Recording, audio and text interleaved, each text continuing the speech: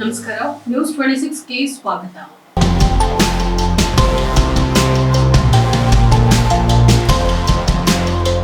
ರಾಜ್ಯಾದ್ಯಂತ ಪ್ರಕಟಿತವಾದ 2024ನೇ ಸಾಲಿನ 10ನೇ ತರಗತಿಯ ಫಲಿತಾಂಶದಲ್ಲಿ ವಿಜಯಪುರ ಜಿಲ್ಲೆಯ ತಾಳಿಕೋಟೆ ತಾಲೂಕಿನಲ್ಲಿರುವ ಎಸ್ಎಸ್ ವಿದ್ಯಾಸಂಸ್ಥೆಯ ಅಡಿಯಲ್ಲಿ ನಡೆಯುತ್ತಿರುವ ಶ್ರೀ ಸಂಗಮೇಶ್ವರ ಪ್ರೌಢಶಾಲೆಗೆ ಪ್ರಥಮ ಸ್ಥಾನ ಮನೋಜ್ ಎಸ್ ಬಡಿಗೇರ 543 86.88%, ಪ್ರಥಮ ಸ್ಥಾನ ಚಂದಮ್ಮ ಎಂಎ 543 86.88% ಮತ್ತು ದ್ವಿತೀಯ ಸ್ಥಾನ ಮೌನೇಶ್ ರಾಠೋಡ 535 85.66% ಮತ್ತು ತೃತೀಯ ಸ್ಥಾನದಲ್ಲಿ ಕಿಶನ್ ಸಿಂಗ್ ಹಜೇರಿ 532 85.12% ಅಂಕ ಪಡೆದುಕೊಂಡು ಶ್ರೀ ಸಂಗಮೇಶ್ವರ ಪ್ರೌಢಶಾಲೆಗೆ ಕೀರ್ತಿಯನ್ನು ತಂದಿದ್ದಾರೆ.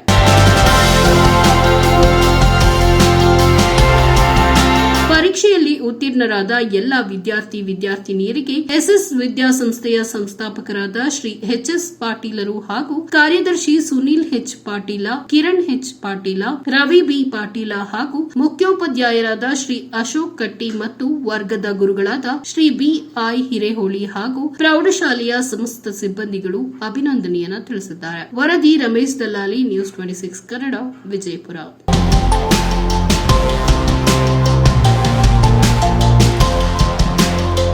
ಇದಾಗಿತ್ತು ಟುಡೇ ಅಪ್ಡೇಟ್ಸ್.